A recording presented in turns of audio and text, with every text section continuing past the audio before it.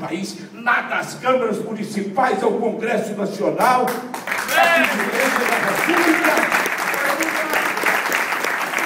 Por isso é que eu lhes digo, para mim é uma tarde de emoção, porque eu estou diante de um segmento, de um grupo de jovens, do meu partido, do meu querido PMDB, que vão, com essa ação, com esse comportamento, promover mudanças mais profundas e mais radicais na prática política de nosso país.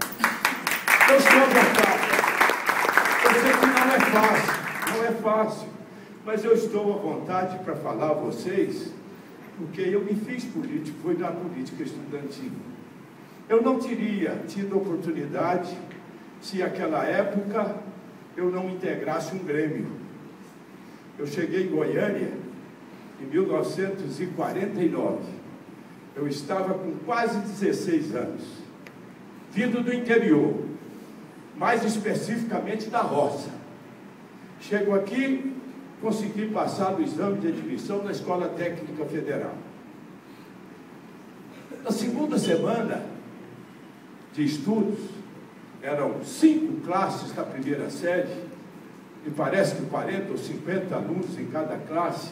Chega um jovem, impetuoso, eu notei preparado, interrompe o professor, se apresenta como presidente do Grêmio, e expõe para nós o que era Grêmio, qual a função do Grêmio estudantil, e disse como o Grêmio era constituído de uma diretoria eleita pelos alunos da escola e um representante de cada classe. E agora o Grêmio está sem os representantes do terceiro ano que foram embora e sem os alunos da primeira série que aqui se encontram. Então disse, amanhã eu virei para fazer a eleição. No dia seguinte, quando ele falou em eleição, por isso é que eu digo, essa questão política é uma questão de vocação. Político, ele nasce já com tendência. Bem, aquilo mexeu comigo. No dia seguinte, chega ele de novo, interrompe o outro professor e diz, olha, como afirmei ontem, estou aqui para fazer a eleição, o representante da classe. Quem é que quer ser candidato? Eu fui o primeiro a levantar o dedo. Tem o nome lá. Qual o nome? O secretário dele com giz na mão, lá no quadro negro. Pires Rezende. Outros 4 levantaram o dedo e deram os nomes. Aí ele começou lá na primeira fila. Você vota para quem? Você pá. Em 5 minutos você estava eleito representante da classe. Bem, no segundo ano, eu fui eleito representante da escola, com mais 4 colegas, para representar a escola no Congresso Estadual daqui da cidade de Anápolis. E assim eu me tornei político estudantil. Terminei o curso da escola, fui fazer naquela época era o científico e o técnico de contabilidade em outra escola, o científico no Colégio Padrão de Goiás. Em 4 meses eu era eleito presidente dos 2 grêmios. Aí eu notei que a minha vocação não era medicina, com a qual eu sonhava, era política. Fui estudar latim nos finais de semana para prestar o vestibular. Eu sei que com 9 anos ingressei na faculdade de Direito. Com 9 anos que eu botei os pés em Goiânia, eu era eleito o vereador mais votado da história da cidade. E eu, quando aqui cheguei, era aquele rapazinho de pé grosso, de mão grossa, porque eu conhecia bem todos os serviços das lides rurais. Bem, daí a 4 anos, eu assumi a presidência no primeiro ano da Câmara Municipal, como se fosse uma homenagem ao mais votado. E eu promovi mudanças duras no comportamento ali, no funcionamento da Câmara. O vereador que não comparecer não vai receber. O funcionário que não assinar ponto e permanecer aqui não vai receber. E promovemos muitas mudanças. Quando achavam que eu estava já com a minha política deteriorada, vem a eleição para deputado estadual, a maior votação de Goiás. E coincidiu que fui eleito presidente da Assembleia no ano da instauração do regime militar. Bem, eu tive um comportamento histórico naquela oportunidade, porque Goiás foi o estado, foi a maior vítima da sanha da ditadura pela sua proximidade de Goiânia. Caçaram os nossos 3 senadores, Juscelino Kubitschek, Pedro do Vico e João Abrão. Caçaram quase todos os deputados federais do PSD, e assim deputados estaduais. Bem, mas daí há 2 anos eu me elejo, 65, no ano seguinte eu me elejo prefeito de Goiânia contra a ditadura, e o povo me elegeu. No final do meu mandato, eu já como candidato forte ao governo, eles me caçaram. Faltavam 3, 4 meses para as eleições. E eu nem entendi porque me caçaram no mês daí, há um mês, se acabaram com as eleições para governador. Bem, mas me mantive aí, volto à política, como candidato a governador contra a ditadura, e eu tive um momento histórico na minha vida. Começou a discussão de uma emenda de eleições diretas para presidente, para governadores no Congresso Nacional, uma emenda do deputado Dante de Oliveira. Era um líder estudantil lá em Cuiabá. Aí vem, e como é que nós vamos movimentar? Como é que nós vamos encorajar?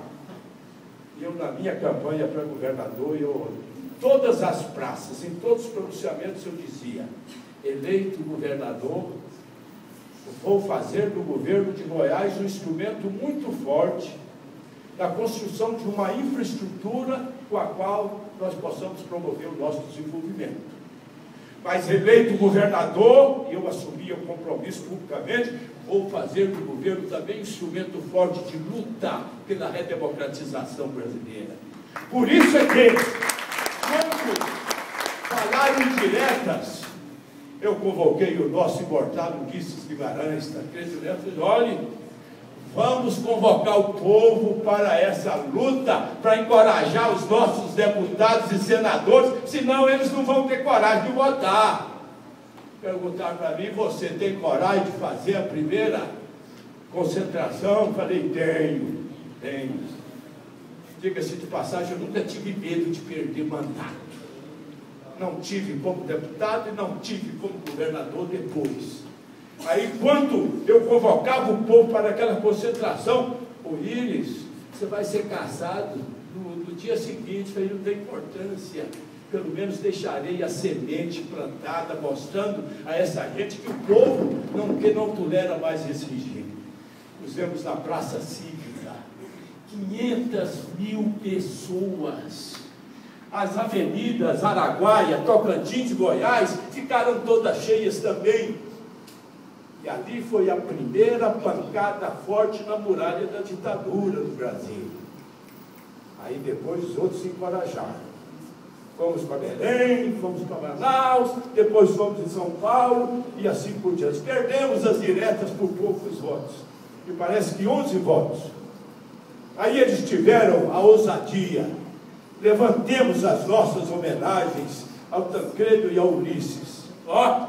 Vamos participar das diretas, aliás, vamos participar da eleição indireta, mas vamos legitimar nossa luta nas ruas, se me telefonar: escuta, você ainda está disposto a fazer a primeira? Estou. Aí pusemos 600, 700 mil pessoas, que ninguém, nem nós, imaginávamos. Era o povo se ressurgindo, movido pelo seu ideal, pelo seu amor à pátria, preocupado com o futuro dos seus filhos. É que o povo veio e surpreendeu o Brasil inteiro. Bem, então, eu pergunto: adquirimos a liberdade, a democracia, mas eu pergunto: é essa a democracia que nós queríamos? Não, nós temos que aperfeiçoá-la. Nós temos que banir do mundo político a política como instrumento de enriquecimento desses bandidos que ocupam cargos e se locupletam de um ano para o outro. Aí eu volto a dizer a vocês: quem é que vai mudar? São eles? Não. São vocês. São os estudantes. Eu vejo estudantes de São Paulo, do Rio de Janeiro, de Minas, do Rio Grande do Norte, de todo lado. Aí eu me encorajo. E eu digo a vocês: valeu a pena eu me deslocar hoje à tarde para este encontro, porque eu vou sair daqui tomado de muito mais força, de muito mais confiança no futuro do nosso querido Brasil. A todos vocês, ao Pablo, aos nossos companheiros aqui da UEE de Goiás, que me conferiram esta homenagem, aos nossos companheiros do PMDB, jovem, universitário, aqui de Goiás, ao nosso Gabriel e a todos os líderes desse movimento da juventude do PMDB do Brasil, porque vocês, não tenham dúvida, vão escrever as mais belas páginas da história do Brasil. Que Deus abençoe a todos vocês.